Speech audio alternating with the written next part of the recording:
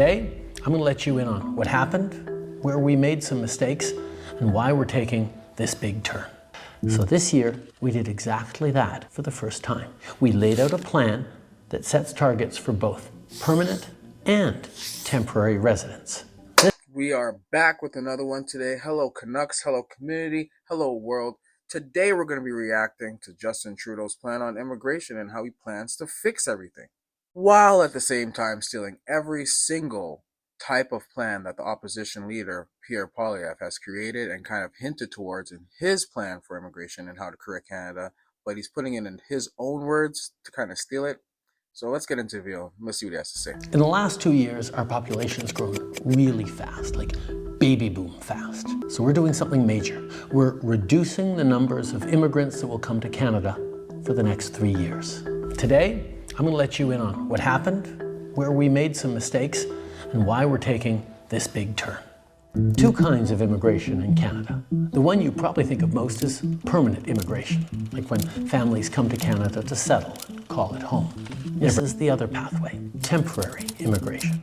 Temporary residents are people who come to Canada for a limited time, like international students, temporary workers, and so on. Historically, Canada's annual immigration plan just looked at permanent residents. The number of temporary students and workers that we admitted each year was left to the demands of the economy. It was usually a small proportion of our population, so it's never been a part of the long-term immigration plan. But after 2 years with closed borders, we need more people, more workers, fast.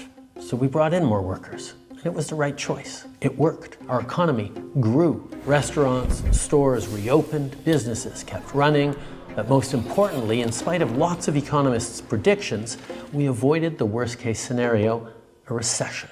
But some saw that as an opportunity to profit, to game the system.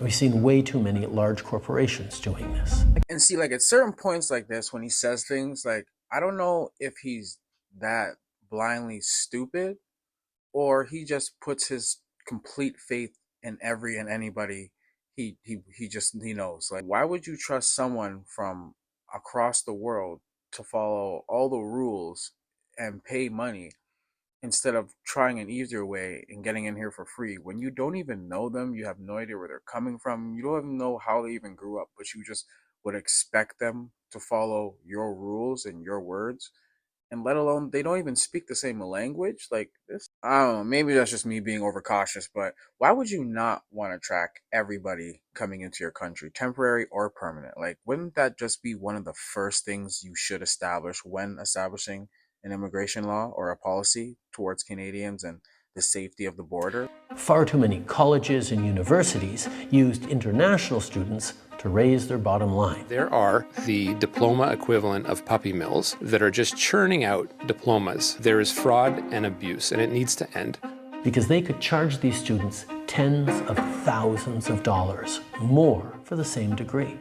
And then there are really bad actors who outright exploit people. Oh no, really? Like how the Liberal government exploits Canadians for all the tax dollars that they pay for every single month, week, and day of their lives? Like, this is not politics, this is politics. Like, then he tries to play victim as if he has no idea that people would try to scam or steal or rob or fraud to get into this country, like it hasn't been going on for decades, let alone like centuries. Then to fan it off like, oh, we didn't know that people would completely disgrace us and rob people and not give them their dreams and take all the money and live lavish lives and buy properties and not care about the other willing of people in this country that they're not from. Looking back, when the post-pandemic boom cooled and businesses no longer needed the additional labor help, as a federal team, we could have acted quicker and turned off the taps faster. Now, it is time to make the adjustments to stabilize the immigration system that we need and get it working right for Canadians for right now. Immigration is primarily a federal job. We have the levers to rein it in, so we are. Canada's new immigration plan is straightforward. Lower the number of new immigrants coming into Canada, both temporary and permanent. We're prioritizing permanent residents with the skills we need, like healthcare workers for our hospitals and construction workers who will build more homes. And those temporary residents who are already in Canada, some will apply to stay in Canada as permanent residents. Since they're already here, established and working, the added pressure put on communities is very low. Or they'll leave Canada when their temporary residency expires, reducing our population. See, and there you go. Insanity. Doing the exact same thing over and over again and expecting a different outcome. How is he just expecting people to leave after they're done with their residency here? They're not leaving. They're having protests all over the country about how they're not leaving, how you need to basically make them regular citizens and just adopt them into the constitution and the policy so that they can have free citizenship without going through all the laws and the legislation of every single lawful abiding citizen that had to come from another country to get here. Like, this is happening in real time right now. This is what I'm talking about, where I just have zero faith in anything Trudeau says. I don't know, do y'all still believe in what this man says? Some temporary residents may turn to our asylum system when their visa expires as a shortcut to stay in Canada. Those claims will be analyzed and processed, and if their claim fails, they'll be sent home. Between the amount of people coming and going, we'll effectively pause population growth for the next 2 years. Then from 2027 onwards, it'll balance out and slowly start increasing again at a sustainable pace. In fact, that gets us back to the population growth path we were on before the pandemic. This pause is going to give our economy and our communities the chance to catch up with things like our plan to build millions more homes. That's not stopping, but now we'll have a little more breathing room as we build. We'll see more corporations investing in Canadian workers and youth rather than relying on cheap foreign labor.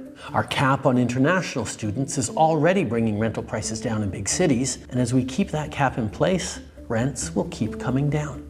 We're making the system work for Canadians and for newcomers, rather than for the big box stores, chain restaurants, immigration consultants, and sham colleges that exploit it. Well, I don't know. I don't believe anything coming out of that liberal's mouth, and especially with the 9 years that he's had in power and hasn't been able to do much but ruin things. I doubt with this plan that he'll be able to change anything, as it seems as he's going to let the same things happen that have already been happening. If he really wants to change something, like, he needs to listen to Pierre, number one, once again, like he's trying to do, but put things in his own way, but kind of mess it up. We need to change legislation. No crossing on Roxanne Road, no illegal aliens coming in over the border. You're charged, you're sent back. Simple and plain. We need to stop releasing them onto Canadian soil and wondering why we have an immigration problem, we have illegal aliens, and mainly terrorists that are harbored in our country. Let me know what you think in the comments. Thank you, Canucks. Thank you, community. Thank you, world, for coming out. Until next time.